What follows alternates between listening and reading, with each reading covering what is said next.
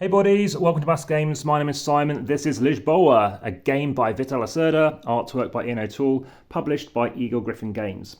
This is a game set in 1755. There's been an earthquake, and we're looking to get the most victory points. We're working with a master builder, we're working with a minister, like a prime minister, and we're working with the king. We're looking to remove rubble, which includes fire cubes. We've got water, like tsunami kind of damage, and rubble, just standard building damage as well. This is a game that's going to take place over a number of periods. Typically, it's kind of represented by 2 periods. What you'll be doing is playing out a card. It's a card-driven game, and there's various things I'll show you what's going to happen. But once you've taken a turn, you are then going to discard a card that you've used and then draw an extra card. Once 3 of these decks are empty, or when somebody has happened to fill up 2 of these, that ends the period. We're then going to be able to discard cards down and draw up some new cards. When you discard some cards, you can get benefits down the bottom as well. Any questions, any updates for errata, check out the description YouTube as well.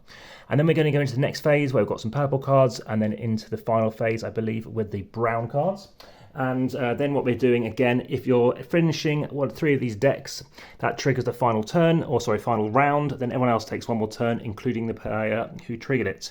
Alternatively, if all of these cubes of one of your boards comes off, that also triggers the final round too. So let me show you what you can do on your turn. We've got a handful of cards. You can have starter cards as well. They might have an A on the back. But in this case, let's say I play this card. This card is like kind of a building card, and this card can be played a few different ways. But as an example, I could choose to play it up here, and what this allows me to do is take an option over here. Now, an action over here. Now, this is, by the way, for the 2-player board. It can come off just to show there is a 2-player option, and you can have a few cubes out as well. If I'm starting, I get 4 influence. I'll tell you why that's important in a second. Second player gets 5, 6, 7, etc. And everyone's going to be placing out one of their little officials, also like lobbyists, so basically what they are. 2 of them are going to go out into 2 separate zones. This person happened to be out for a different reason, which I'll explain later, but maybe I'll leave it there just for the time being.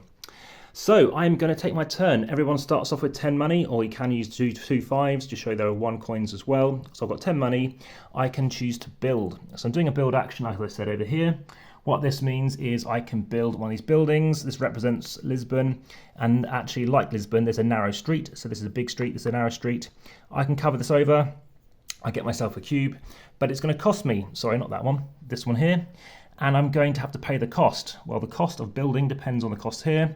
3 for a kind of standard rubble cube, 2 for fire cubes, 1 for a water cube.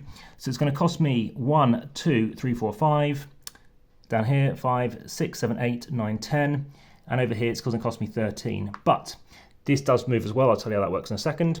However, I can take one of these cubes off and I won't have to pay the cost. So take this 3 cube off, it's only going to cost me 10.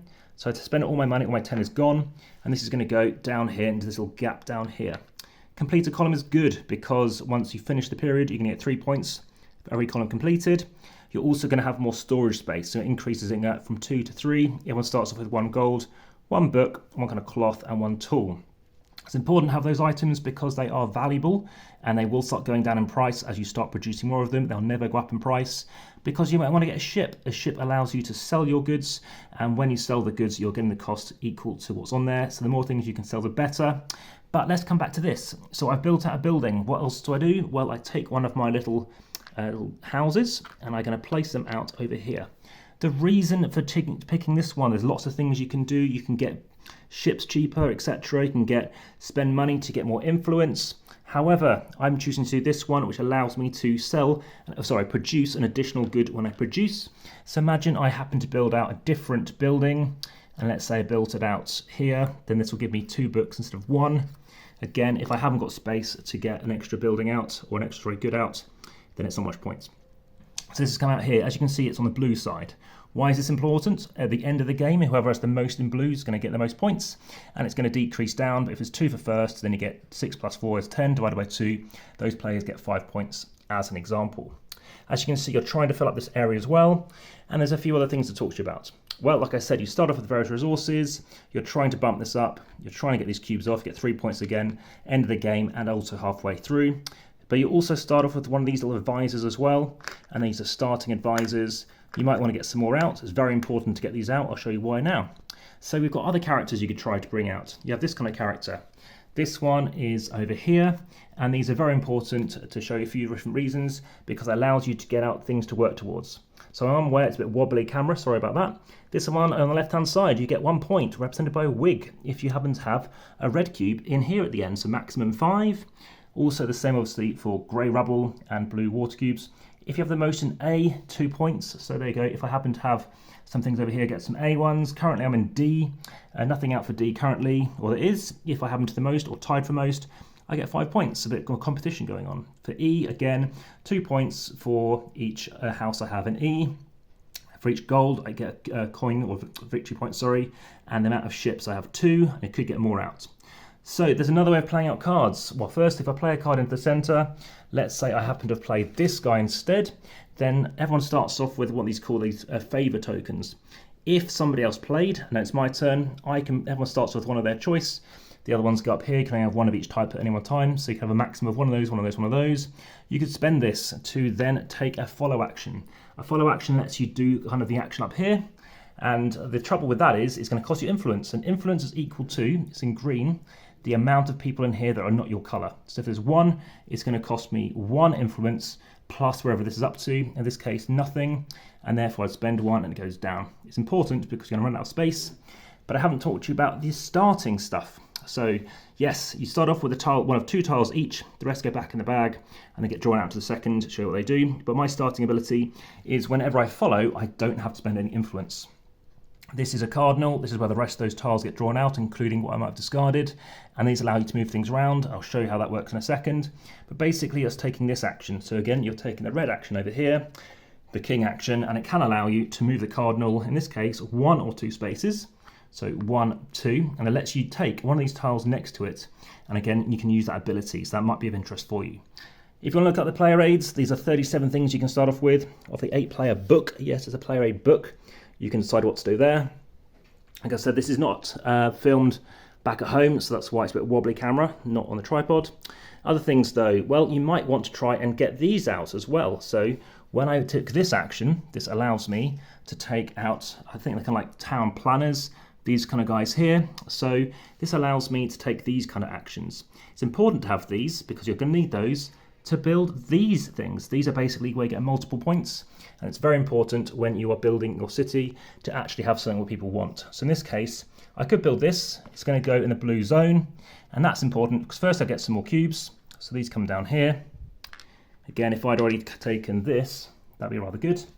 But this is important because now I'm going to score myself 4 points, and these are variable, as you can see when you bring out the game. So you can flip them over, mix them up, and see where they come out.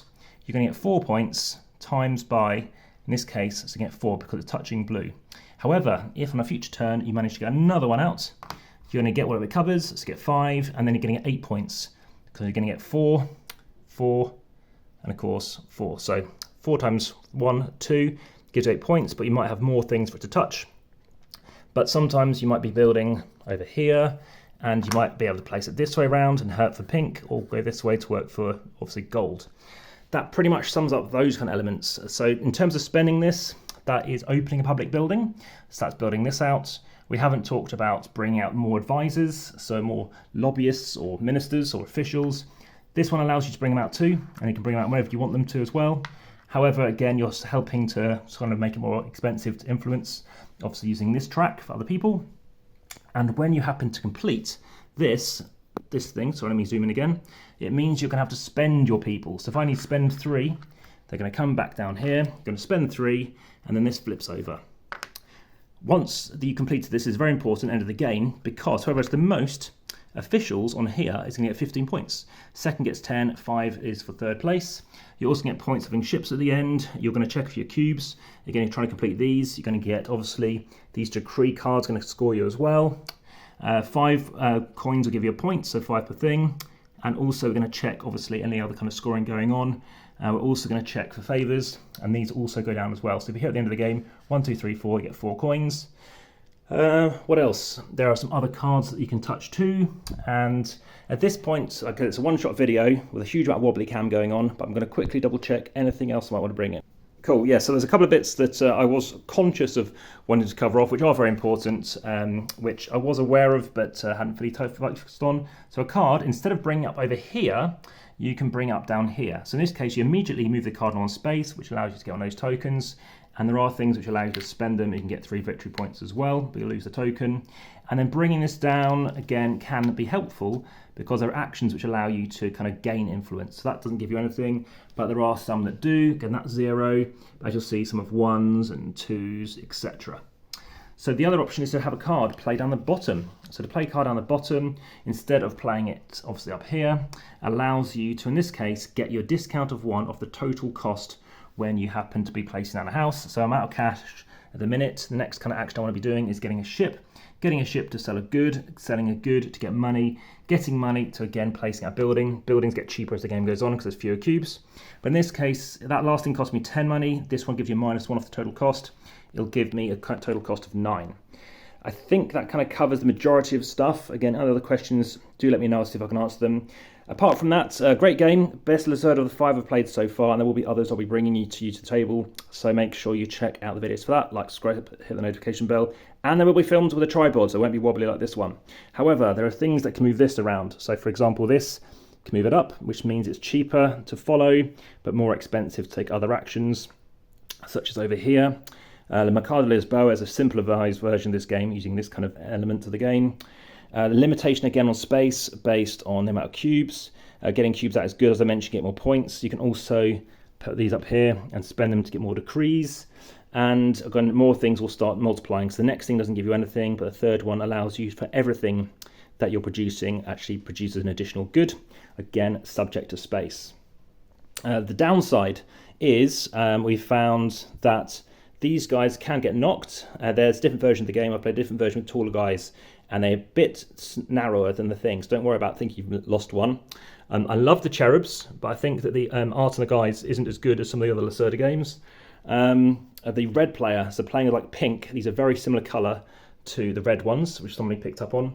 And there's a couple of other small bits which I can't recall. It says it takes 30 minutes, it takes more like 45 per player. And apart from that though, it's quite a tight experience. You're literally spending cash, you're running out of cash, you need to get more cash. That's not a bad thing, it does constrain things. The follow mechanism is really good because it allows you to do stuff. You get 2 points as well for each tile left over. They don't show on the back that you do get 2 tiles. Dual layer balls are fantastic, very nice pieces, variability going on here, and again variety in terms of you know the game's going to end because on your turn you're always drawing a new card, so the things keeps it nice and fresh. Wigs are a bit weird, but it's not a bad thing, and you obviously need to constantly calculate your stuff, but turns are pretty quick. The player aid and stage of the board doesn't change too much, so lots of things to be aware of, and of course it's got this nice Kramer track with lovely art, where of course has this kind of cracked tile effect. Thanks for watching, speak to you again soon. For now, back to the table.